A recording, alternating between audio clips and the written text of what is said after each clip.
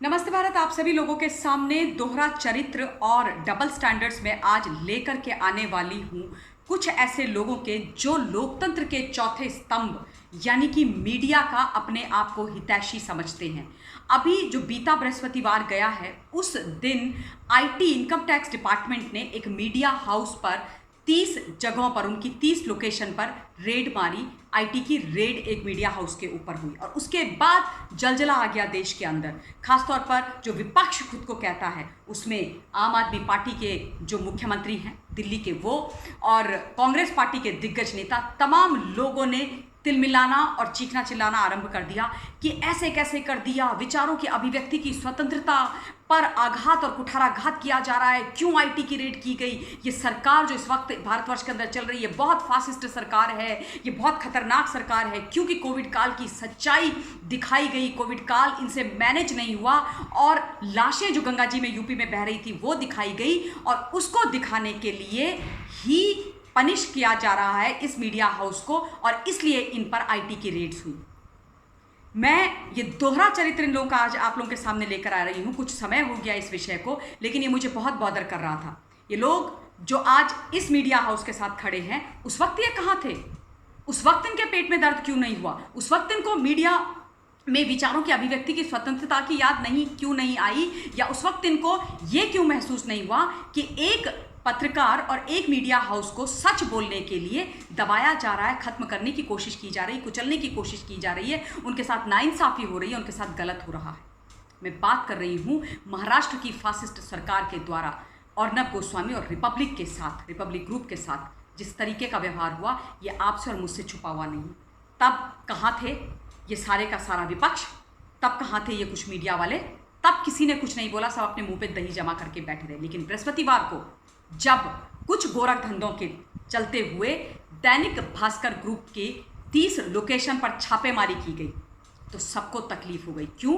क्योंकि इनको लगता है कि बस दैनिक भास्कर सच दिखाता है और बाकी तो कुछ है ही नहीं। तमाशा शुरू हो गया, चीखना चिल्लाना शुरू हो गया। ये इनके दोहरे चरित्र और डबल स्टैंडर्ड्स की कहानी है। दैनिक भास्कर के बारे में मैं आपको बता दूं, जो न्यूज़ निकल करके आ रही है, जो सच्चाई तथ्य निकल करके आ रहे हैं, जो आईटी की रेड्स हुई थी थर्सडे को, उससे पहले से ईडी दैनिक भास्कर को इन्वेस्टिगेट कर रही है। उनसे बहुत तरीके के प्रश्न किए गए हैं उनके ओनर से पहले भी। दैनिक भास्कर का 2016 में पनामा पेपर्स लीक में नाम आया हुआ है और उसी के चलते दैनिक भास्कर पर आईटी की रेड पिछले बृहस्पतिवार को उनकी 30 लोकेशन पर हुई है। Panama papers matter I am sure आप लोग जानते हैं।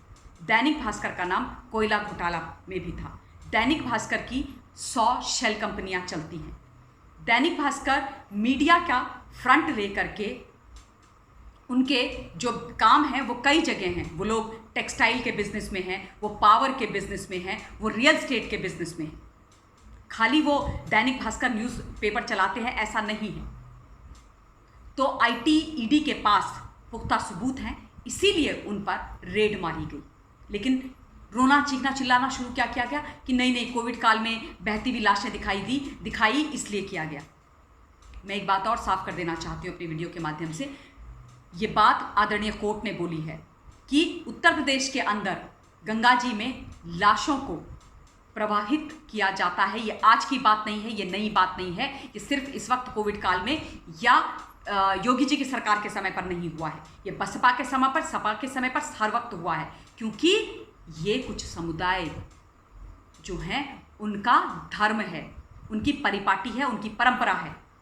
तो फिर हाय तौबा क्यों की जा रही है? झूठ क्यों बोला जा रहा है? तमाशा क्यों खड़ा किया जा रहा है? ये आदरणीय कोर्ट ने बोला, लेकिन उसके बावजूद फिर से वही तमाशा दोबारा से शुरू किया गया। दैनिक भास्कर अब से कुछ साल पहले केवल 100 करोड़ की कंपनी थी। उसका जो वर्थ था, उसका जो टर्नओवर था वो 100 करोड़ था। लेकिन कुछ सालों के अंदर 100 करोड़ से 200, 300, 400, 500 करोड़ नहीं, दैनिक भास्कर की जो वर्थ है वो सीधे 6000 करोड़ हो गई। तो क्या ये इन्वेस्टिगेशन का विषय नहीं है? क्या इस बात की छानबीन नहीं होनी चाहिए कि सीधे 100 से 6000 करोड़ कैसे पहुंच गए? अगर पनामा पेपर्स लीक में नाम आता है तो क्या उस कंपनी की जांच नहीं होनी चाहिए जस्ट बिकॉज वो मीडिया वाले हैं? जस्ट बिकॉज वो एक न्यूज़पेपर निकालते हैं? क्यों नहीं होनी चाहिए भाई? और ये कोई पॉलिटिकल वेंडेटा, ये कोई विक्टिम जो कार्ड ये निकाल कर खेल रहे हैं उसकी कहानी नहीं है। पुख्ता सबूतों के आधार पर यह किया गया है।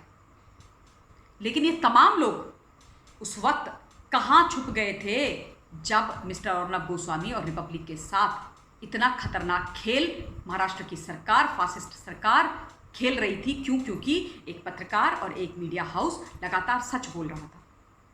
मिस्टर गोस्वामी की क्या गलती थी? यही गलती थी ना कि उन्होंने पालघर के संत महाराजाओं के न्याय की लड़ाई लड़ी। जिस प्रकार से जूना अखाड़ा के 2 संत महाराजा और उनके ड्राइवर को लाठियां भांज भांज करके लिंच करके मारा गया महाराष्ट्र के अंदर, और उसके बाद उनको बच्चा चोर साबित कर दिया पूर्व गृह मंत्री अनिल देशमुख ने, उसके खिलाफ वो लड़ाई लड़ रहे थे, न्याय मांग रहे थे, तो उनके पीछे पड़ गई फासिस्ट सरकार। उसके बाद सुशांत सिंह राजपूत की रहस्यमयी मौत होती है और अर्नब गोस्वामी फिर से सच बोलते हैं, परिवार को न्याय दिलाने की बात करते हैं। तिलमिला जाती है सरकार महाराष्ट्र की, और उसके बाद पूर्व गृह मंत्री से लेकर के पूरी की पूरी सरकार और पूर्व सीपी परमवीर सिंह मुंबई के पीछे पड़ गया मिस्टर अर्नब गोस्वामी के एक बंद केस जिससे कोई लेना देना नहीं, सुसाइड केस, उसको रीओपन करके ड्रैग करके उनके घर से खदेड़ के उनको जेल की सलाखों के पीछे डाला जाता है for no fault of his. हजार FIR की जाती हैं। उनके CEO को, उनके AVP न जाने किस किस को जेल के अंदर, तलोजा जेल के अंदर डाल दिया जाता है, ठूंस दिया जाता है बिना गलती के। फेक TRP का केस बुना जाता है। उनकी पत्नी, उनके बेटे पर नॉन बेलेबल FIR की जाती।